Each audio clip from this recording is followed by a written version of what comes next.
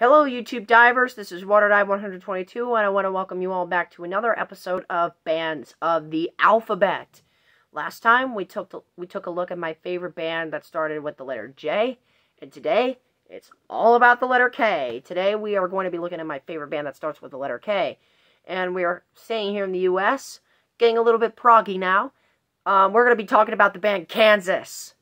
Kansas. The kings of American progressive rock. I mean, in my opinion, there's not a progressive rock band from America that is as good as Kansas.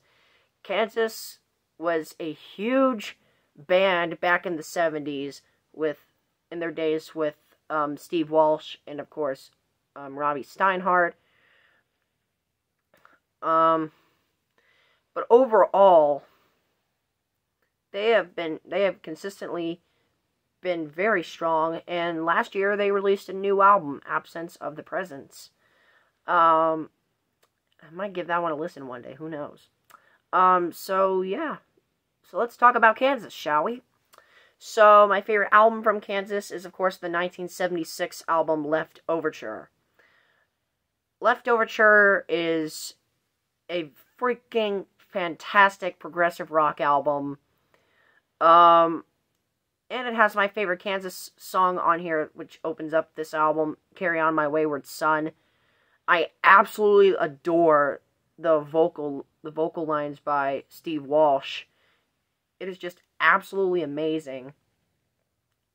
And couple that with the harmonies with Robbie Steinhardt, who sadly passed away about 5 days ago. Rest in peace, Robbie.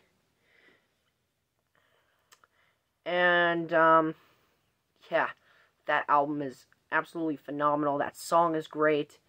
And on that album, it features Steve Walsh on vocals and keyboard, Kerry Livgren on guitar and piano. He plays both.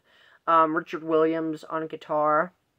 Robbie Steinhardt on vocals and violin, of course.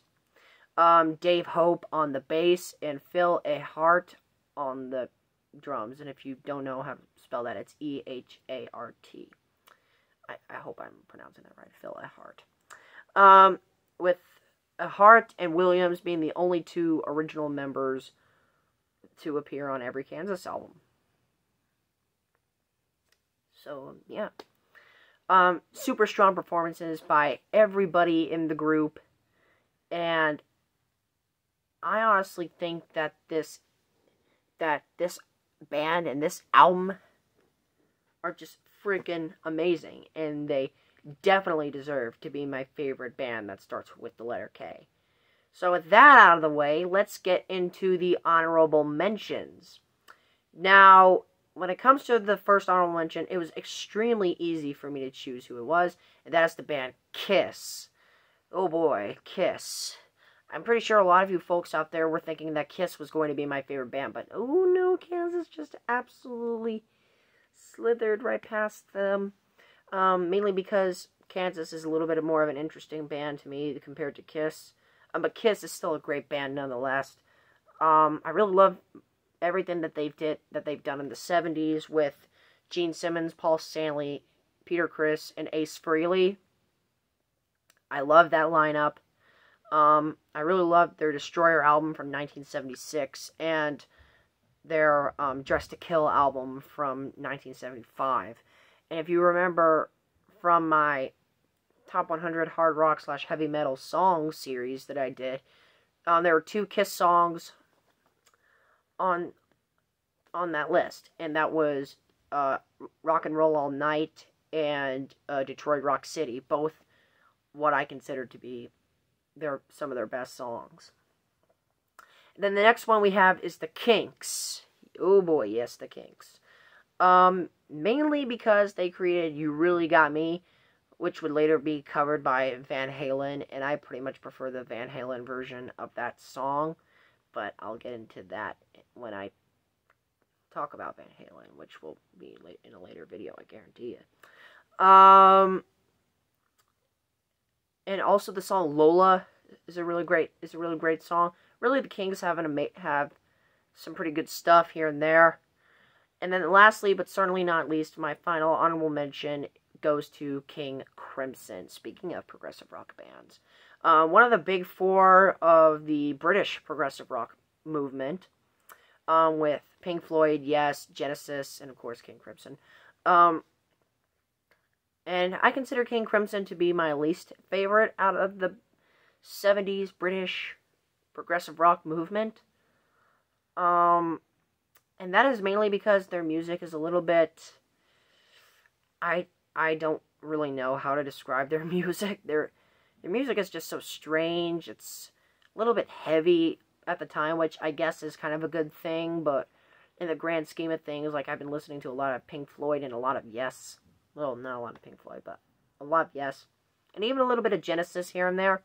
And King Crimson is kind of there as their own project, which I have nothing against going your own way.